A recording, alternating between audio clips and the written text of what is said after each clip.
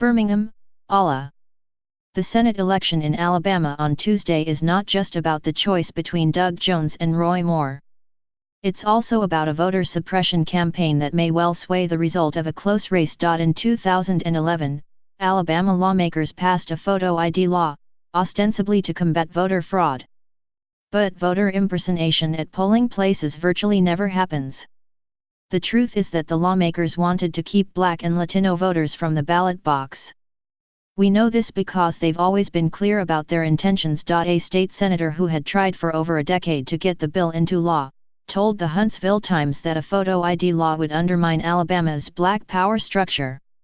In the Montgomery Advertiser, he said that the absence of an ID law benefits Black elected leaders. The bill's sponsors were even caught on tape devising a plan to depress the turnout of Black voters whom they called Aborigines and illiterates who would ride H.U.D-financed buses to the polls in the 2010 midterm election by keeping a gambling referendum off the ballot. Gambling is popular among Black voters in Alabama, so they thought if it had remained on the ballot, Black voters would show up to vote in droves. Photo ID laws may seem innocuous. For many of us, it might be easy to take a few hours off from work, drive to the nearest Department of Motor Vehicles office, wait in line, take some tests, hand over $40 and leave with a driver's license that we can use to vote.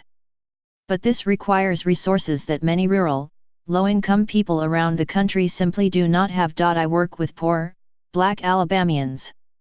Many of them don't have cars or driver's licenses and make under $10,000 a year. They cannot afford to pay someone to drive them to the motor vehicles or registrar's office, which is often miles away. Photo ID laws are written to make it difficult for people like them to vote. And that's exactly what happens.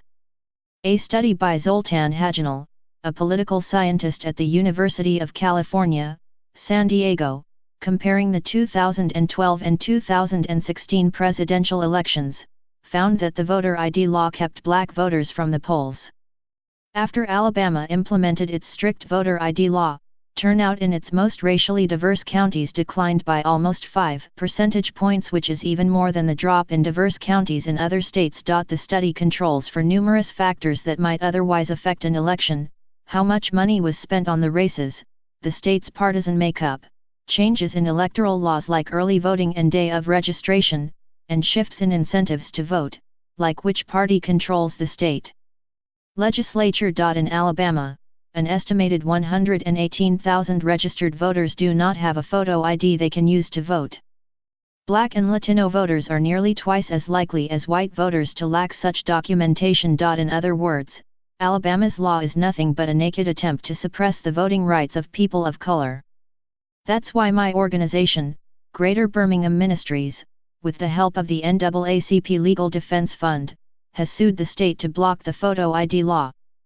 The case will go to trial in February. When the law was passed in 2011, it so reeked of discrimination that state politicians didn't bother to submit it to the federal government for approval, as Section 5 of the Voting Rights Act required.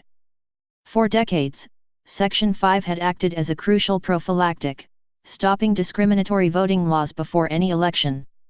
Instead, the ID law remained dormant until June 2013, when the Supreme Court's devastating ruling in Shelby County v.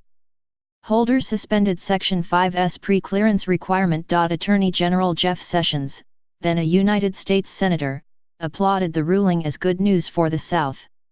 For Mr. Sessions, who called the Voting Rights Act an intrusive piece of legislation, it was a victory. But for voters in Alabama and the rest of the South, it was terrible news. It left states like Alabama, Texas, and North Carolina free to test the limits of voter suppression. Indeed, after the decision, Alabama announced the photo ID law would go into effect without federal approval. The photo ID law isn't the only obstacle in front of Alabama voters. My organization is also challenging the state's felon disfranchisement law, which affects an estimated 250,000 people here, 15% of Alabama's Black voting age population, but fewer than 5% of whites. The law bars people with felonies of moral turpitude from voting. For decades such crimes were ill-defined, but once included things like miscegenation. A new law narrowed the list of disfranchising crimes, but a federal judge ruled this summer that the state is not required to inform people with convictions who couldn't vote under the old law that they may now register to vote. Sadly, on Tuesday, many of the voters who would most benefit from picking lawmakers who will represent their interests in the Senate will be kept away from the polls. Those voters are disparaged for their purported disengagement with the election, while the state's voter suppression campaign is largely ignored. We've made too much progress to tolerate this. Federal courts must reject the voter ID law.